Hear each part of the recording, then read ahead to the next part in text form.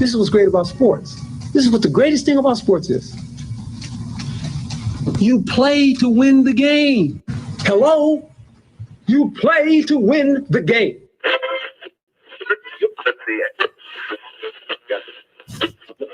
Winning isn't everything, but it's the only thing.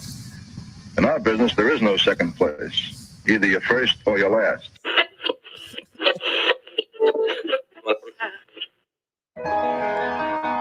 Ain't this what they've been waiting for? You ready? And now, the W with Walls and the crew. Good morning. Where winning isn't everything, it's the only thing. On 100.1 FM. Good morning. And Facebook Live.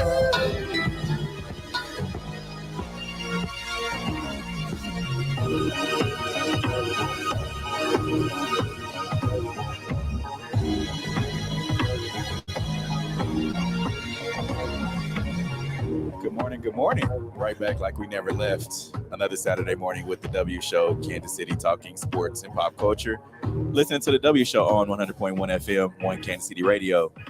Watching us live on one of our social media pages, we greatly appreciate it. We are back in the city, live on location right now. We are live from Soiree Steak and Oyster House in the historic 18th and Vine Jazz District. Come down and hang out with us. They're having brunch this morning, and it should be pretty good. How is everyone this morning? Not so good. I'm not in LA anymore. I have to look outside and see all of this white stuff on the ground. It's just highly depressing. Way different vibes for sure. But it is good to be back on site in Kansas City because we haven't been able to be on site very often. I'm trying to remember the last time where we went over there, where they were doing the stuff for the vaccines. Yep. Outside. Well, no, it was after that we did it from here for, was it Juneteenth, I think? Or was it was a parade or something? Yeah, the Juneteenth parade. Yeah. I must have missed that one. Yeah, you missed that one. I definitely missed that one. I was off celebrating it. Juneteenth. I was doing, stuff that black people do on Juneteenth. Yeah, you missed it. We got a lot to get into this morning. The Cincinnati Bengals, of course, where we were, Super Bowl 56, they lost to the Los Angeles Rams, and I can't say that I'm not happy about that. At least you're willing to admit it. Yeah. I'm very happy, actually. In the final seconds at SoFi Stadium, that was last Sunday in Super Bowl 56. Now, bringing it back home in Kansas City, report alleges that Chiefs offensive coordinator Eric Bieniemy has beef with Patrick Mahomes that cost the Chiefs their AFC Championship game. Can you guys believe that? No.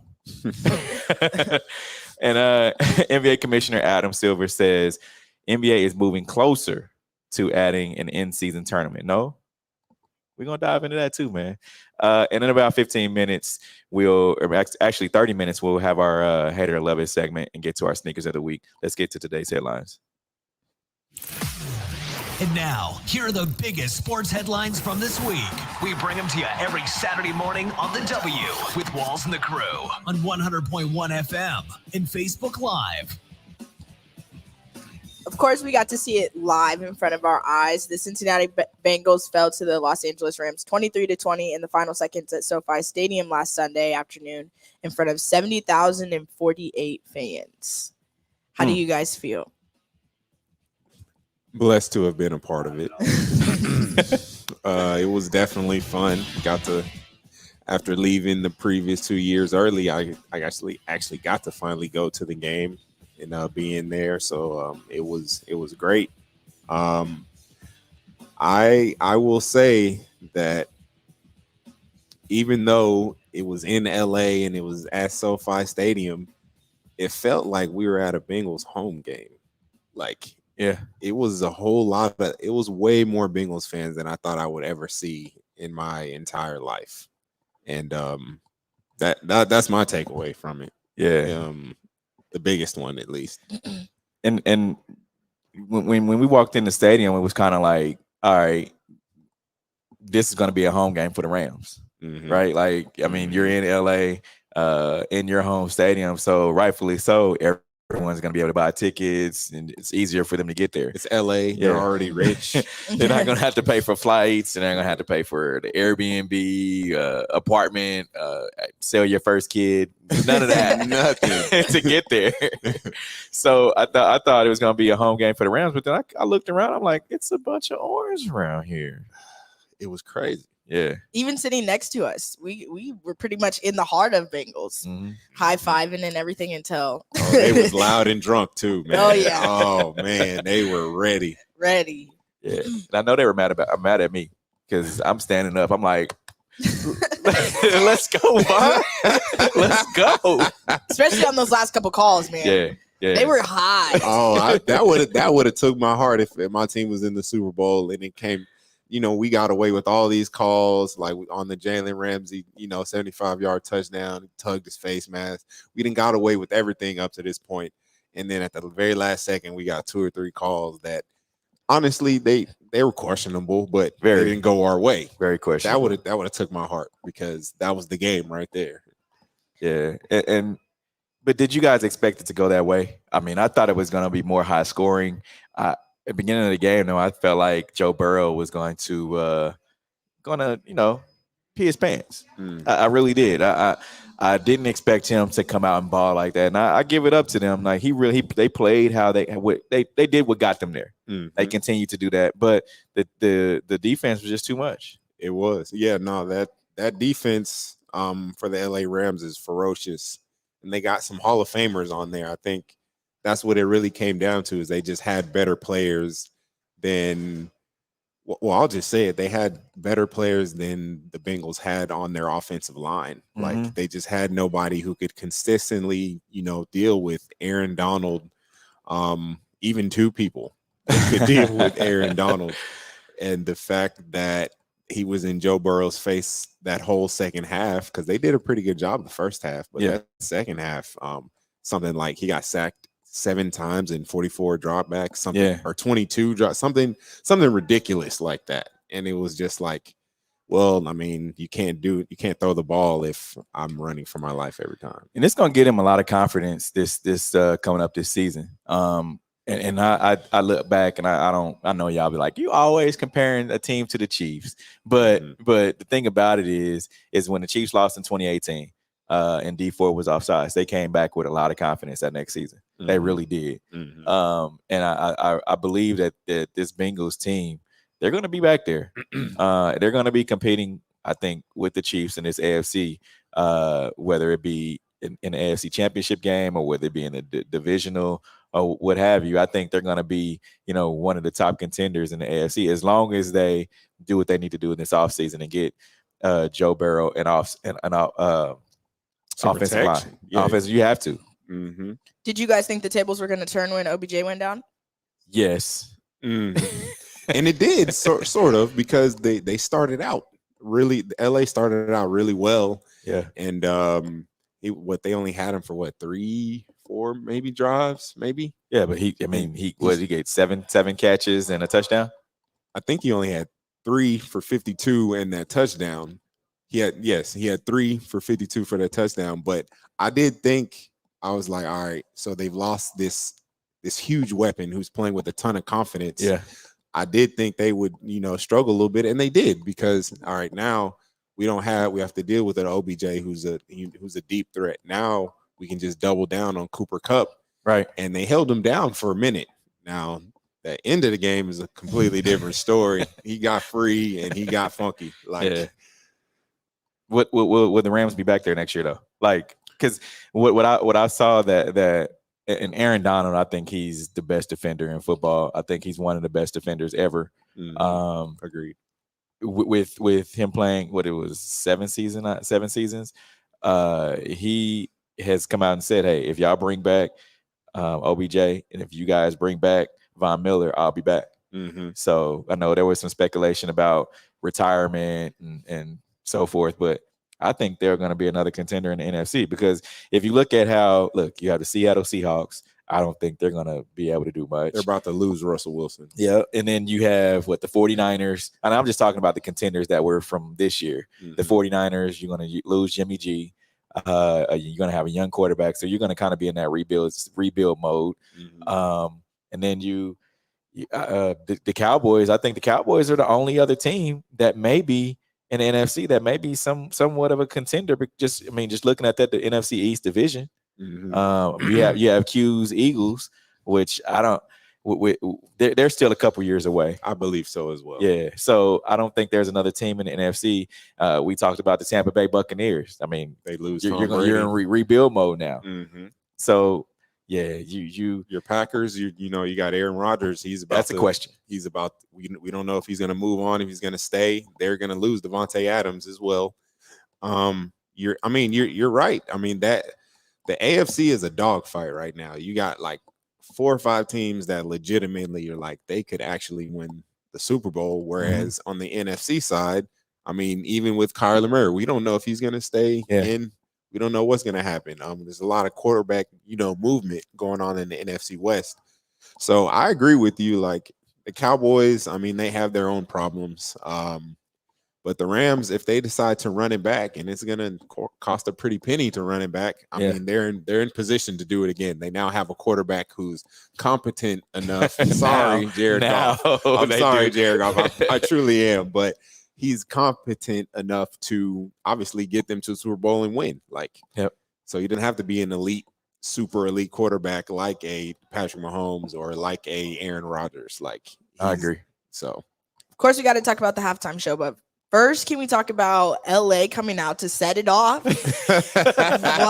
Shout out Boosie, man. Foes up, man. Foes up. They came in there gangbanging. Oh my God, that was a moment. Yeah, I know. Me and Noah looked at each other like, "Yo, this is different." I couldn't believe it. It was like my dreams came true right there. Did y'all see? Was Boosie at the game? I don't think he was. Something was up with that though. Yeah, I've never, because I mean, at this point the song is 14, 15, 16 years old. Yeah. I didn't think that's where I would hear Set It Off at. I mean, SoFi. You know what I'm saying? Maybe on 18th and Vine, I used to go over, playing some rap. I'm like, all right, I might hear Set It Off, but SoFi Stadium, LA, Super Bowl. No way. I think that's when I knew. I was like, oh yeah, this is gonna be different. It's gonna be different. I expected to hear all LA music. If I'm being real, True. I thought they was really gonna try to draw in the fans, and they did with the halftime show. But I mean, pregame, The Rock came out and played Tech Nine's song. He True. did. Yeah. So I mean, that was a Kansas City connection there. That was. So there was a lot of that surprised music. me too. I'm not gonna lie. It was that the music part. They did a good job. They did a really good job. Yeah. So I mean, Jay-Z is involved. So Halftime show. That's the GOAT. 50 Cent being upside down. Let's talk about that. They say he was, a little chubby. I say that when you get older, you start to gain a little weight. He's 4 quarters now instead of 50 Cent. What's up? That's childish. No, but he was still able to lean up and while hanging and let himself down. Yeah, he's like, so so he got it. I can't do that right now. I certainly couldn't. The way my core is set up. Yeah, I ain't even got a core at this point.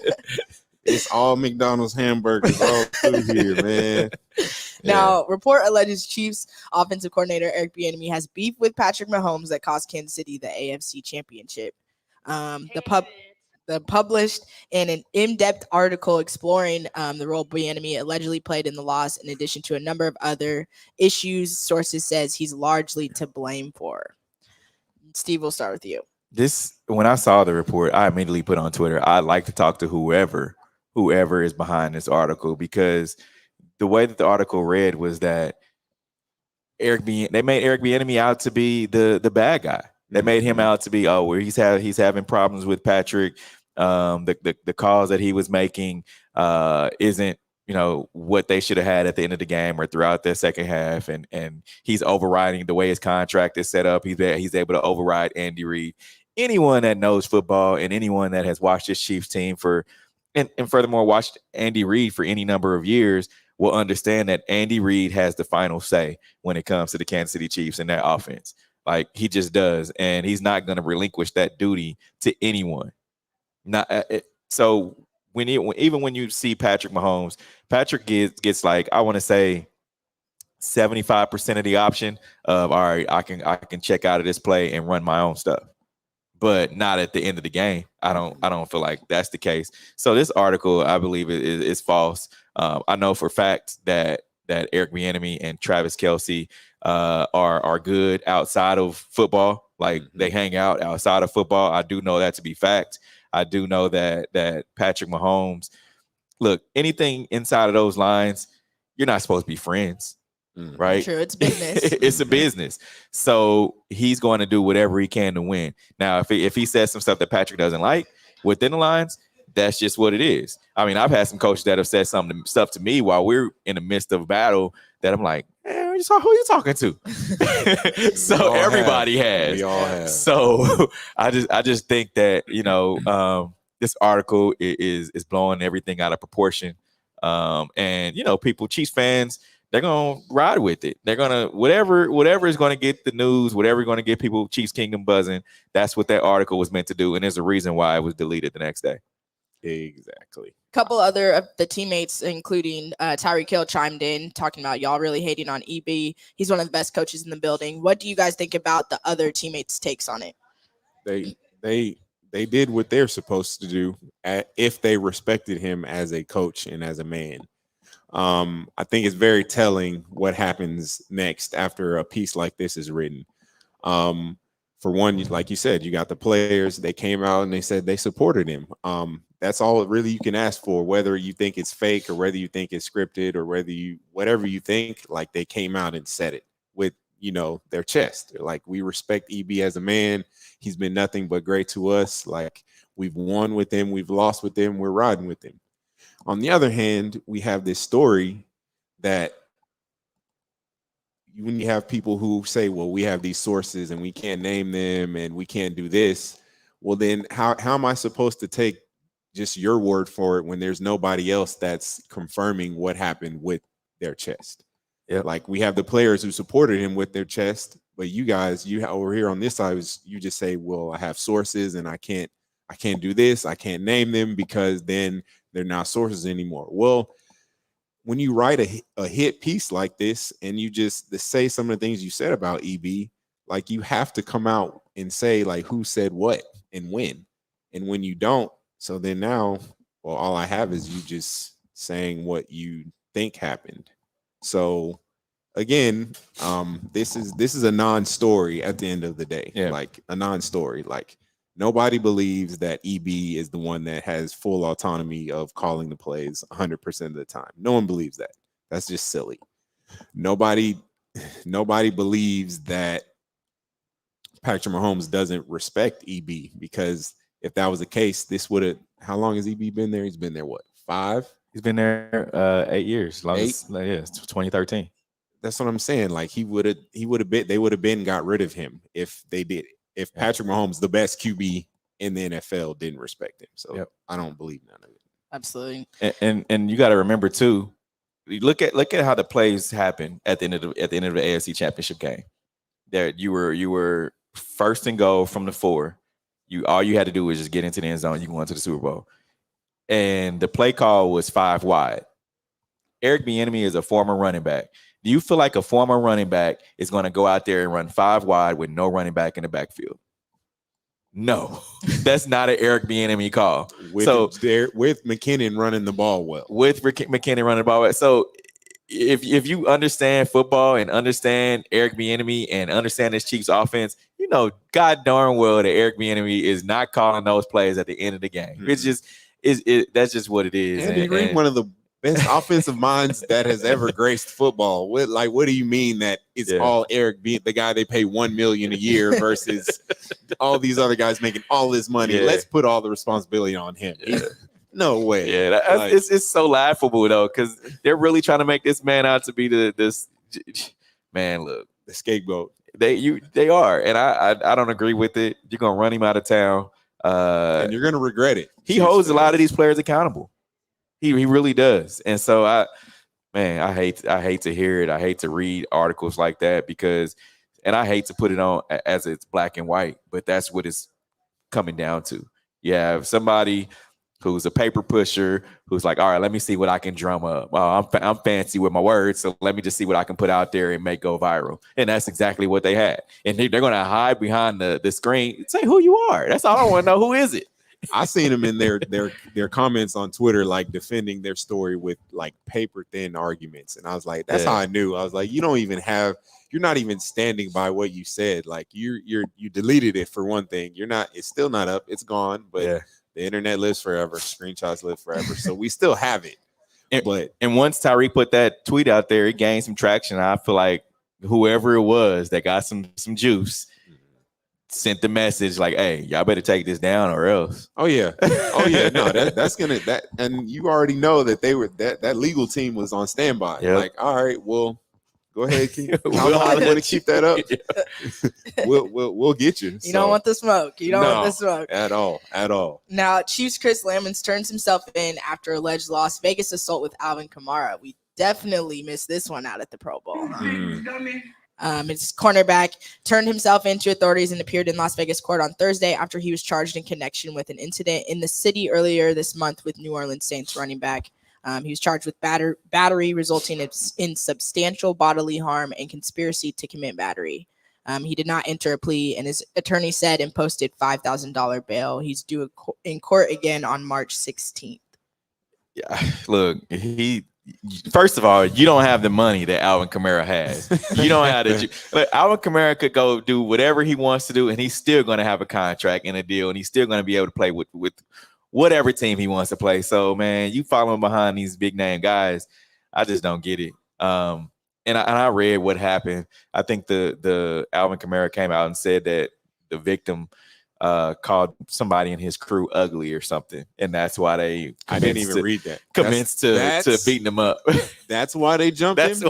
Let's jump him. Let's jump him because he called you ugly. Hey, the liquor started speaking. It had to. It was 6 a.m. in Las Vegas. 6 a.m. Y'all ready to fight? Come on, bro. Keep these dudes out of Las Vegas. Take that giant stadium, uproot it, and move it somewhere else. Because these dudes are just falling victim, like left and right. And this, like you said, this guy, he's not an Alvin Kamara. Alvin Kamara is a Pro Bowl, All-Pro running back. Yep. I don't know much about this guy. Chris reminds me, he was, I believe, he was undrafted, and he's in his third season. He's not even he's still on his rookie deal. So, man, come on. You can't go follow behind Alvin Kamara, man. He's still going to get a job no matter what. You aren't that. You have to kind of hang on however you can hang on. And now, I mean, who's going to give you a contract? The Chiefs probably aren't going to re-sign him. What do you think? I don't know.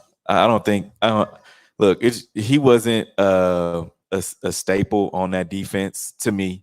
But he's still young though. I mean, sometimes you look past that, but then again, when talent allows you to look past it, and he's not as talented, like I said. Talent. Yeah. For sure. To go get in trouble. Now we're going to take a quick break. Coming up, we'll discuss Adam Silver says NBA moving closer to adding in-season tournament. This is the W Show. We'll be right back. You're tuned in to the W with Walls and the Crew, where winning isn't everything. It's the only thing. On 100.1 FM and Facebook Live. Are you not entertained? Are you not entertained? Is this not why you are here? Come spin with us, Kansas City. KC We Spin 360 is the coolest 360 video spinner experience for events.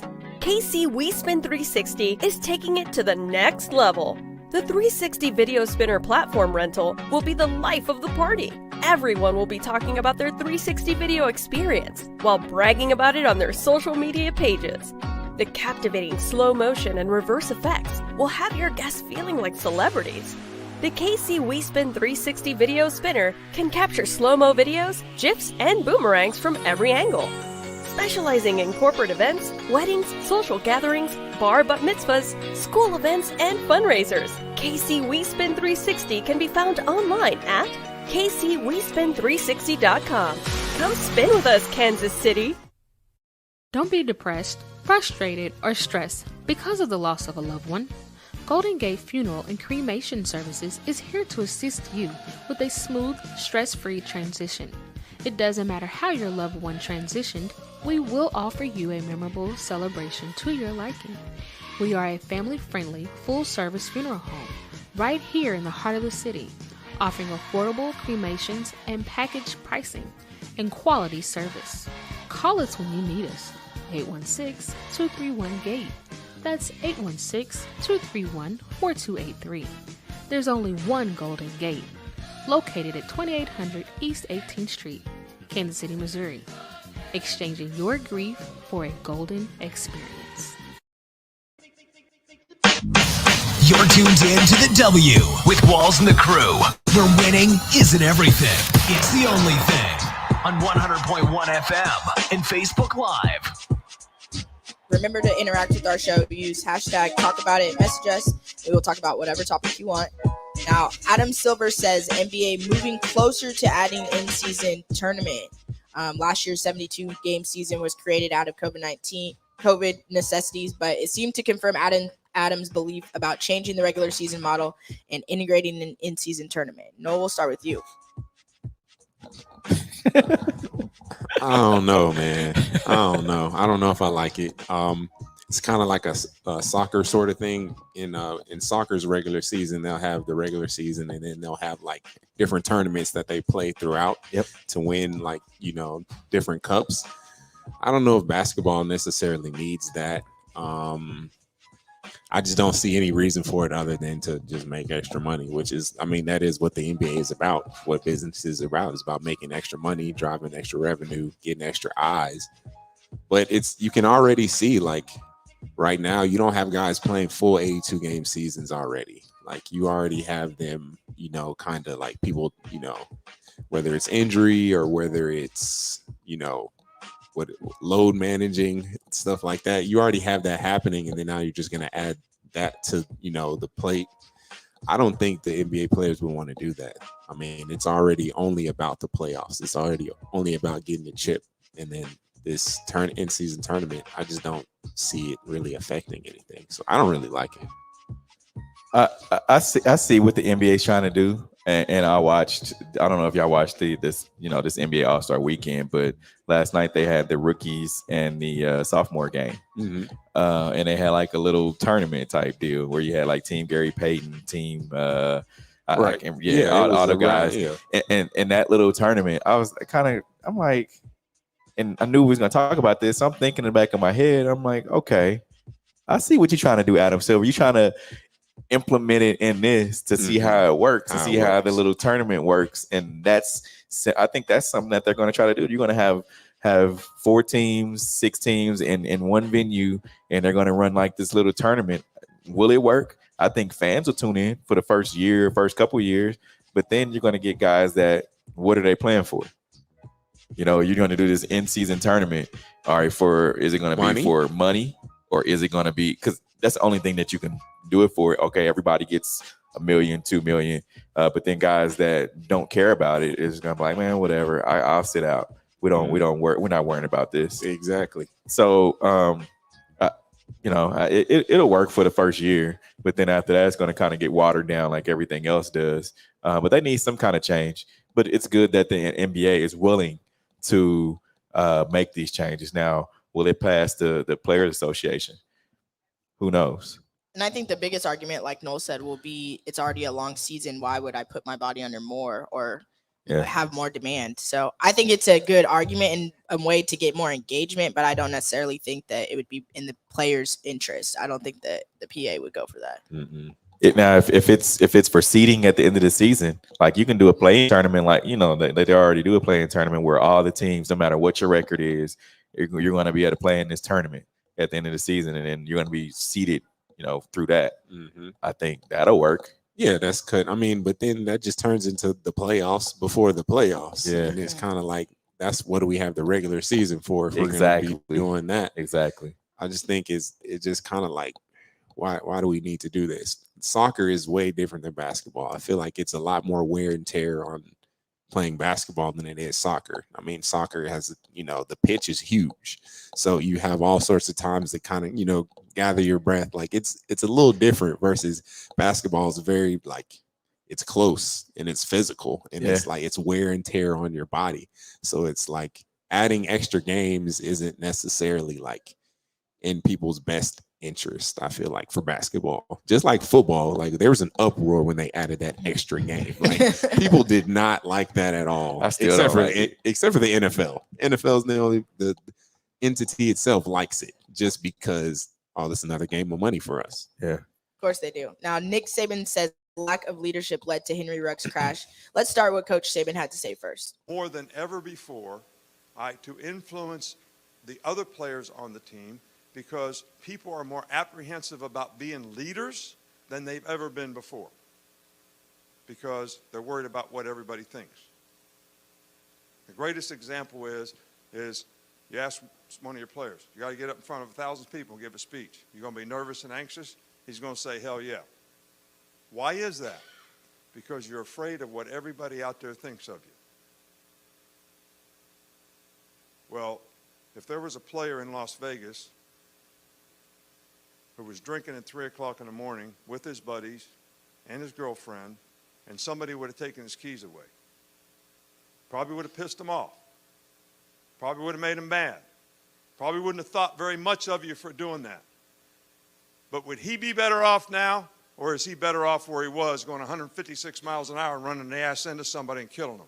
And he's in jail, and he doesn't have a career anymore. And he's a good kid, and he never had one problem on our team in Alabama. So what kind of friend were you? What kind of leader were you when you allowed the guy to do it? But nobody wants to do that because they're afraid of what somebody's going to think of them. So, yeah, that was interesting. For him to put it that way, and it was a coaches association deal. I believe it was high school coaches and players or something like that. But look, he said nothing that wasn't the truth.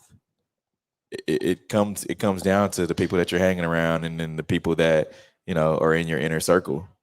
You just gotta, if you know somebody's been drinking with that high caliber, hey man, let me drive you home, or hey man, let me call you an Uber. A lot of times they're not gonna want to hear it. I mean, he had what, $150,000 car, and I'm sure he wanted to. Hey, I'm rolling in my car with my girl, like we're going home. No, don't worry about it, I'm good. But no, you're not good because you drank just as much as me. But if you all are drinking, then you can't really make that you can't really tell him. It was like, all right, you've been drinking too. How you gonna tell me because you've been drinking? So it is what it is. But even then, I feel like in that case, you have to take a different leadership role and say, well, we're in the same boat then. So let's both. I'll do it with you, or we'll ride together. We'll go together.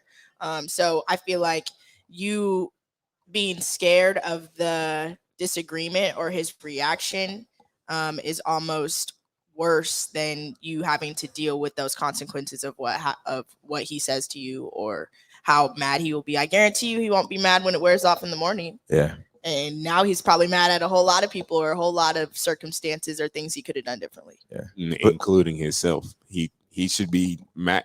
And that's, I think, what Nick Saban was trying to get at is, like, when you have a situation like that, you have to have people around you, like you said, that'll hold you accountable, but you also have to hold yourself accountable as well.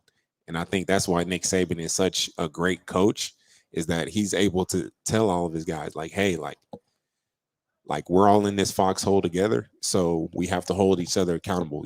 You're right next to me, like I have to hold you accountable just like you have to hold me accountable. And I just think that Nick Saban there, he just nailed it like 100%. There was nothing wrong that he said.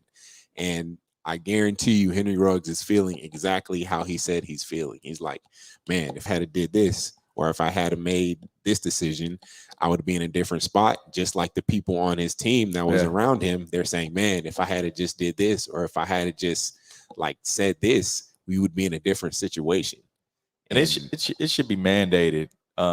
This is me, my opinion, but it should be mandated. Like, all right, if you're of a certain stature and you're a professional basketball, baseball, whatever, and you're going to have a drink, you automatically have to have a driver. It just is what it is. I don't care who you are, you have to have a driver, because You can afford more alcohol than a normal person. Absolutely. You really can. You can afford more, and you can afford the driver as well. Mm-hmm. So yeah, you should have to have a driver. I agree with it. Should be mandated, because we hear this year in and year out, time after time. It's like so and so has gotten a DUI, or so and so has gotten into a car accident or made the wrong decision, while they've been out. So yeah, just my little 2 cents. For sure. Now we're going to take a quick break. Coming up, we'll have our Hate It or Love It segment and kick it off with our Sneakers of the Week. This is the W Show. We'll be right back. You're tuned in to the W with Walls and the Crew, where winning isn't everything. It's the only thing. On 100.1 FM and Facebook Live. Are you not entertained? Are you not entertained? Is this not why you are here? Come spin with us, Kansas City. KC WeSpin 360 is the coolest 360 video spinner experience for events. KC WeSpin 360 is taking it to the next level. The 360 video spinner platform rental will be the life of the party. Everyone will be talking about their 360 video experience while bragging about it on their social media pages. The captivating slow motion and reverse effects will have your guests feeling like celebrities. The KC WeSpin 360 video spinner can capture slow-mo videos, GIFs, and boomerangs from every angle. Specializing in corporate events, weddings, social gatherings, bar bat mitzvahs, school events, and fundraisers, KC WeSpin 360 can be found online at kcwespin360.com. Come spin with us, Kansas City. Don't be depressed, frustrated, or stressed because of the loss of a loved one. Golden Gate Funeral and Cremation Services is here to assist you with a smooth, stress-free transition. It doesn't matter how your loved one transitioned, we will offer you a memorable celebration to your liking. We are a family-friendly, full-service funeral home right here in the heart of the city, offering affordable cremations and package pricing and quality service. Call us when you need us. 816-231-GATE. That's 816-231-4283. There's only one Golden Gate, located at 2800 East 18th Street, Kansas City, Missouri. Exchanging your grief for a golden experience. You're tuned in to the W with Walls and the Crew, where winning isn't everything. It's the only thing. On 100.1 FM and Facebook Live. Remember to interact with our show. Use hashtag Talk About It. Message us, and we will talk about whatever topic you want. Hate it. It's that time for Love It or Hate It. Hate it. If we love it, we talk about it. If we hate it, we move on. Starting off our Sneakers of the Week, we have the Air Jordan 1 Retro OG High Dark Marina Blues. No. You said no? No. Hard pass? I'm an OG guy. I don't like when they These are repackage cool. colors. I mean, they're ones, so they're gonna look good.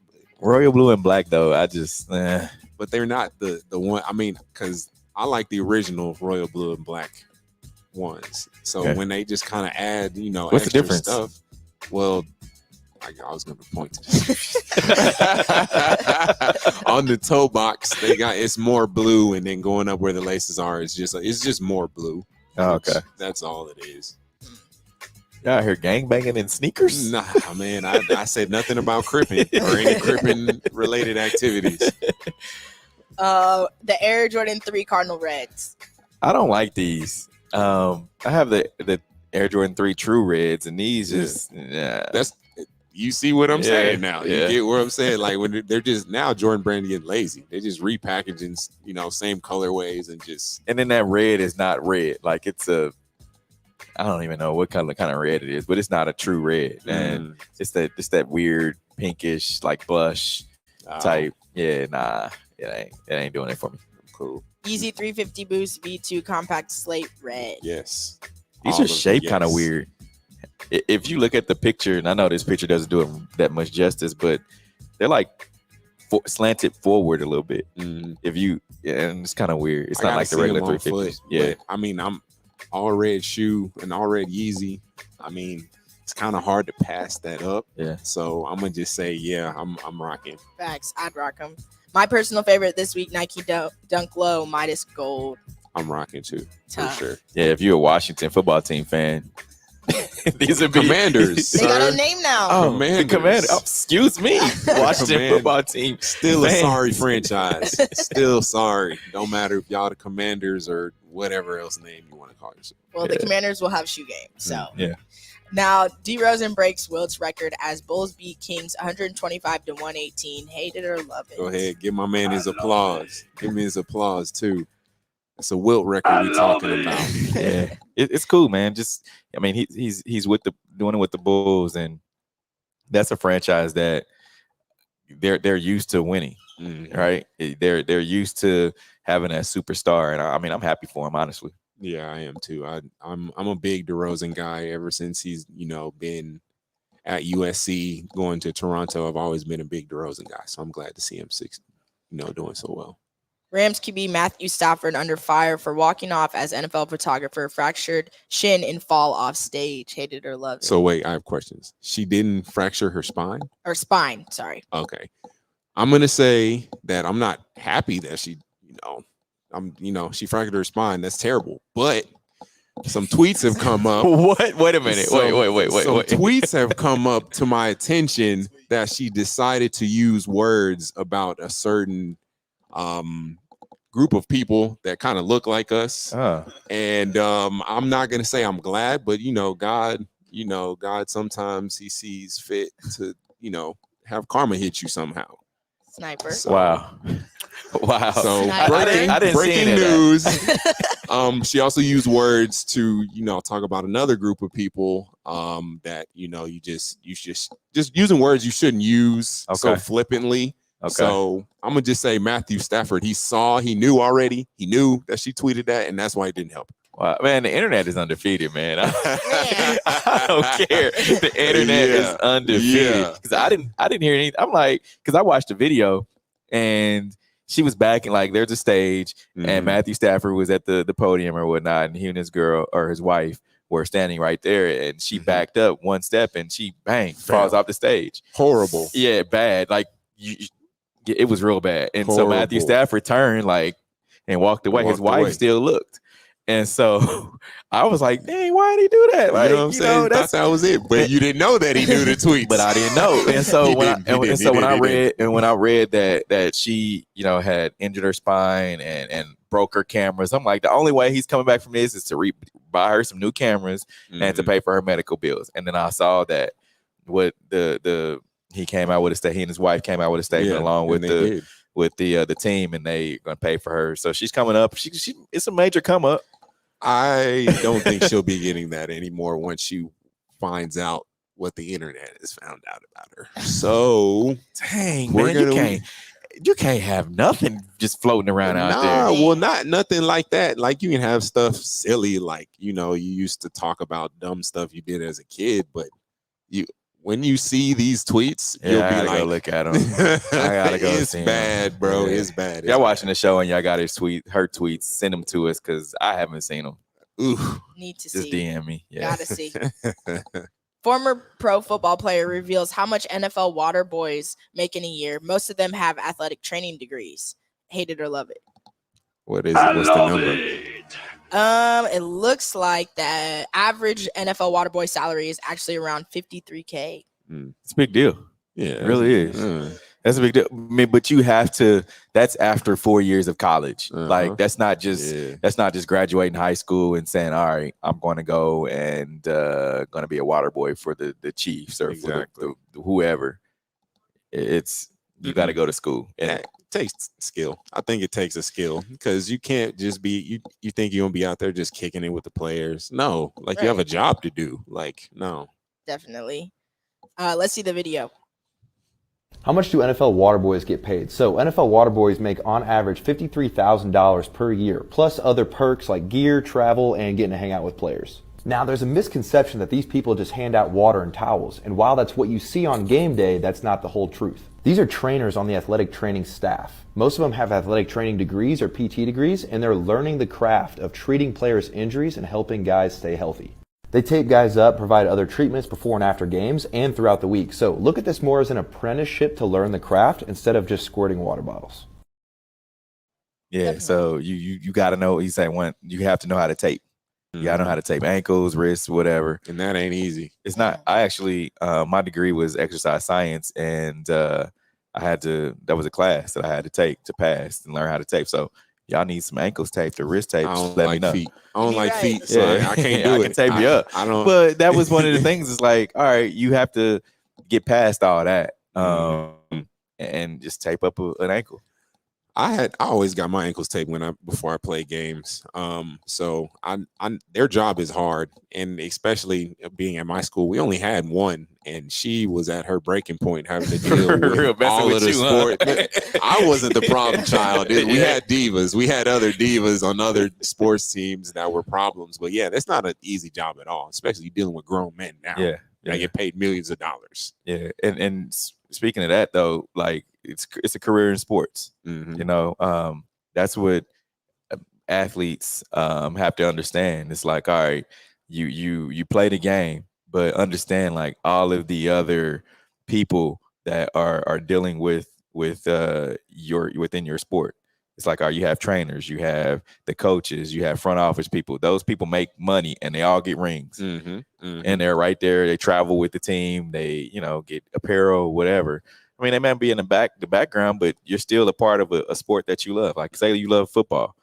Hey, go get a personal training or a training degree in exercise science or whatever you want to get it in, and try to get on with a team. Do an internship. I would say so too. Yeah. And if you've ever been taped wrong, you know how important it is. Like if it's got the pinch or it's too tight, and that's imperative, especially right before a game. That you might be missing warm-ups, you're missing a couple minutes because I need to go off and get it cut a little bit or whatever it is. Yeah. So it's not like it's just a tape. I think it's definitely bigger than that. It's definitely important. Story real quick. So my trainer at my school, before games, I used to get my ankles taped too, and he used to call it the glove. And so it was so tight to where it cut off my shirt. I'm like, dude, I don't want. He's like, you want to get the glove? I'm like, what's the glove? Yeah, let me get the glove. Make it right. No way. So he put the glove on both my ankles. I couldn't bend my toes. It was so toes tight. are probably blue. Yeah, man. I was like, hey, you got to cut this off, man. I cannot even move my ankles. But yeah, he used to call it the glove. It was bad. It was real bad. Yeah, not the glove. That's terrible. Eric Adams says rule bearing Kyrie Irving from home games is unfair, reluctant to change it, hate it or love it. Hate it. Oh man, this is one of those topics that I'm just like, dude, you kind of shooting yourself in the foot. You're the mayor of the city, right? New York. Mayor of New York. Yeah, I'm not just saying not any city, but New York, right? Yeah. And what is that? What message does that send to all of the New York residents who have haven't been made to wear masks? They have to wear masks. You tell them to get vaccinated. Now you're saying, oh, well, it's unfair for little old Kyrie because he's not able to play the game that he gets paid to do to be vaccinated. He can't go out there and play. Oh, that's a bad thing. Oh, that's unfair. No, what is unfair is that you are singling him out now and you're saying, all right, he's should be able to play. He's bigger than the city. Public health crisis that we have going on. Yeah, because he plays a game. Yeah, he plays a game. Yeah, I don't get it's in his job description to, all right, I have to do whatever it is to play these 82 games. I have to help my team. He's not helping his team right now. He's only appearing in half the games, which is not even that because he didn't even start appearing in the games earlier. So now he's just allowed to play just home games or just away? I think it's away games. It's only away games. Only away games. So in any game in New York, so if they play the Knicks, he can't play. Which they did the other night. He could not play. Yeah. So I'm not feeling sorry for Kyrie. I know it kind of stinks because he feels like, all right, well, they're making me get this vaccine in order to do this. We can talk about that all day. Like we can. That's a whole different discussion. Right now, if you want to play, you have to be vaccinated. You don't want to be vaccinated. You're not playing. All right, end of story. I don't want to hear no more about you. It's unfair and why can't I do this and that? Like this is the terms. These are the NBA's terms, and this is what you agreed to. So if you don't want to do it, end of story. Yeah, being mayor is tough But this is he shouldn't have come out and said this. Terrible. This should have been a message to Kyrie individually. Yep. And said, "Hey man, I know it's unfair. Look, I can't change my rule, but just know that I understand your feelings. I know that it's unfair." But then that kind of goes back on you know, the vaccination thing. Mm-hmm. It's like, what do you believe in? Do you think that it's unfair just because of Kyrie, or do you just think that the whole vaccination thing is unfair? Exactly. And the thing about it is, hypocrite, man. How bad is it really? Like, if we're talking about being vaccinated, how bad is it? You get a jab in your arm, it's sore for 2 days. Now they're coming out with this, autism is in the vaccines. And like, we can discuss that all day. What? It's not that. I'm telling you, the things that I've heard from people who are not trying to be vaccinated, and I'm not saying you're wrong for what you believe in. I'm just saying, if you're an NBA player and you've agreed to these terms already, and you're making millions of dollars to agree to these terms, what is so bad about it? Like, nothing. Like, this is elitism at its finest. Like, come on, man. Yeah. And outside of the vaccine itself, I didn't like the message that it sent of athletes being invincible. Like, we talk about so many times, even with the DUI situation we just talked about, of an athlete, somebody who has money or is big time, feeling like they're invincible in a situation. And I feel like that is just another situation where it's feeding into it. Like, what are you telling these young kids that are even if it's not a vaccine decision or whatever it may be, that, yeah, I know it sucks, but like, it makes it, it's like you're condoning these type of things. Like, just because you're a certain person or you're of a certain class. Silliness. Yeah. It's like you put your kid on punishment and you're saying, oh man, I know it's bad, but you still on punishment, Like, it's like, oh, but you don't really believe why you put me on punishment. Right. No, man. Exactly. No, that's exactly what it is. And now the people of New York are going to look at you like you a clown. Yeah. Basically. I don't believe anything he said. Mm-hmm. Rightfully so. New Orleans Pelicans staff, players aware not to expect Zion Williamson for foreseeable future. Hate it or love it. Yeah, he gone. He gone, man. He don't, for one thing, he didn't even want to go there in the first place. He wanted to be in a completely different place. Now he's out of shape. He's overweight. His foot is bad. all of this is who Zion is right now. I just think he don't want to be there. I think it's not as bad as everybody's making it out to be. I don't think he wants to be. Nah, man, he overweight. Your feet get bad when you gain a little bit of weight. He a big dude, man. Yeah. He a big dude. Yeah, man. But I think he still wants to play basketball. I just don't think he wants to be there. He can't though. I mean, you 300 plus, and you trying to run up and down a court, and with the torque and all that, you coming down on your I saw a picture. Now, to be fair to him, I saw a picture where, that picture where he was in that Jordan jumpsuit. It was red, and he looked like the Kool-Aid man because he was so wide. That was proved to be like Photoshop, because I saw a picture, a legit one, where he looked how he's always looked. So I'm not gonna say that I don't know personally that he's like super overweight. He may be like just kind of just a heavy person anyway, but there's all of this stuff that keeps coming out with his foot and all of this. It's smoke. Where there's fire, there's smoke, and I think it's something going on. I think he just doesn't want to be in New Orleans. And how good can he be if he loses? Let's just say he loses 50 pounds. How good can he be? Because right now, or what's worked for him is that he's been bigger than everybody else, and he's been able to bully everybody and jump over them. So he's not predicated. His game not predicated on skill. You don't think so? Not predicated on skill. It's bully ball. Yeah. So we just have to see. That's what I felt about LeBron too. Yeah, we know, man. We get it. 19 years later, like we get it, man. We get it. Now, Jason Tatum opens up about all NBA snub, losing out on $32 million. Hate it or love it. I love it, man. Hate it. Uh-oh. Not the fact that he opened up about it, but just the fact that he lost at $32 million. Yeah. Let's hear what he had to say.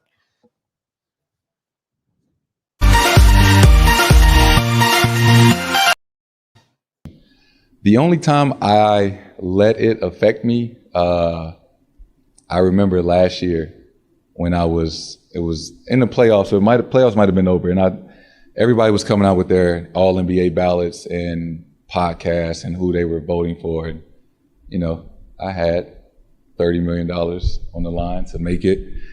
Now, I specifically remember one person saying, I'm not a fan of his shot selection, so I just couldn't put him on my All-NBA ballot. And I was baffled. Because if you think about it, if you think about it, the way that it's set up, right, for the All-NBA stuff, and a lot of guys have incentives for making All-NBA, and everyone knows I didn't make it last year. I lost $30 million or whatever. The fact that somebody could have that thought and basically cost someone $30 million. Forget about me. Say the next rookie extension guys that come in. I think that has to change. I agree 100%. I agree. It could be somebody that just doesn't like you, for whatever reasons. Like, well, I'm not going to vote on you, so now you're going to miss out on money. I don't agree with that. There has to be some other kind of way that it can be done. Stipulations. Yeah. There's no specific stipulations as to why somebody would make an All-NBA team. It's antiquated positions. We got point guard, shooting guard, small forward, power forward, center. And then, let's just say, all right, so we had a lot of small forwards play really well this year. So 2 or 3 of these guys has to miss out because there's antiquated positions. And then we got these writers that are from different cities. Like, you got to think about this. There's writers from cities in New York that may not like the fact that he plays for the Boston Celtics. So it's like, oh yeah, he averaged 30 this year, but he killed my team this year. They're gonna find something. I don't like you, so I'm not gonna vote for you. You lose out. And it was about his shot. Like, he took bad shot selections. Like, come on, man. Is he going in? Yeah, that's is he what hoping to see win games?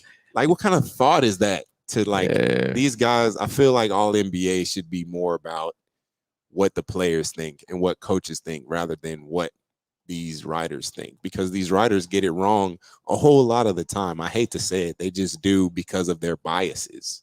And I feel like shot selection is such a biased statement in general. Like, who are you to say that was a bad shot? Like, he could have driven the past 2 times and that's why he pulled up. Exactly. Like, so you don't. It's depends on who you're asking. It depends on who the player. I don't think that's a valid or pillar statement to make is a selection. Mm-hmm. So real quick, want to get to some of the people that have talked in our chat real fast. Byron Crawford says, encourage athletes to use their money wisely, stop endangering yourself and your livelihood and others. I agree. Spend your money. Go get a driver. It's getting it. Look, Henry Ruggs, if he would have spent $200-$300 that night, got a driver, he would have saved himself a lot millions. Of things. Yeah, he would have saved millions, and he would have earned millions, like, regardless of what happened next. Yeah, I agree. Yolanda Babel says, NBA question: what is your perspective on the James Harden trade? I'll let you handle that one. I think it was a move that needed to be made by both teams. Sixers needed to get out from under Ben Simmons. Ben Simmons needed, somewhere to help his mental health. And James Harden, he just didn't want to deal with Kyrie anymore, so he needed to change the scenery. I think eventually it works out for both teams. I think the more dangerous team this year is the Sixers, obviously. They get a perennial All-NBA guard to match with a Joel Embiid. And but for the long term, I really like it for the Nets just because eventually something's gonna happen and he's gonna be able to play the majority of the season. So, and then you get Ben Simmons, who he just needed scores around him. So I think it works out for both teams. They just need to change the scenery. Also, she says she's a first-time watcher. We really appreciate you. Thank you so much. Thank you. Are you guys watching the All-Star weekend? I'm going to tune into a couple events. I want to see the 3-point contest because that's always fun. And the dunk contest is a hit or miss sometimes, but I'm going to take the chance to watch it. I want to see Cole Anthony. I want to see how because He got up last. I don't know if y'all watched last night, but he was balling last night. No, he was hooping. So I would like to see him too. Yeah. All right. Well, we appreciate everybody who joined in on today's show. We thank you to Chef Anita, who allowed us to do our show live from Soiree Steak and Oyster House this morning. Remember, come down here and hang out. We're going to be here for a few more minutes, but come down here and hang out. Enjoy some brunch. Until next week, we are out of here.